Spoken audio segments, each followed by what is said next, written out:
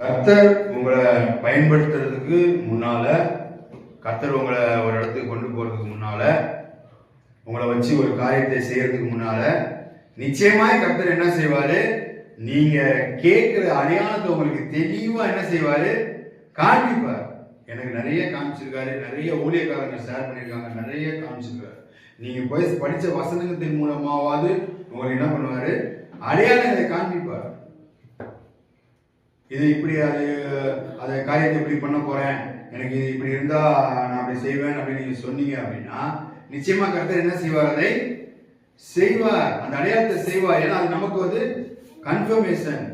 நம்மளும் அதை என்ன பண்ணோம்? கர்த்தர் தான் கூப்பிடுறாரு தெரிஞ்சுக்கணும், தேவ சித்தத்தை நான் செய்ய போறேன்னு தெரிஞ்சுக்கணும் அப்படின்றதுக்காக கர்த்தர் என்ன செய்வாரு?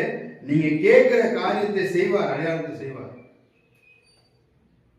நீங்க கேட்டது இதுவும் நீங்க கேட்டது ஒரு சாதாரண விஷயம் கிடையாது. ஆனா கர்த்தர் என்ன செஞ்சாரு? செஞ்சாரு.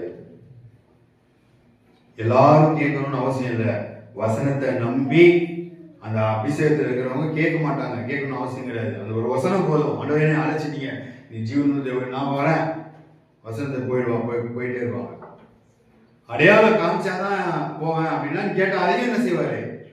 நிச்சயமா கர்த்தர் காண்பார். ஏன்னா எப்படியாவது உனக்கு கொண்டு தேவ சித்தத்தை இந்த பூமியில நிறைவேற்றணும்.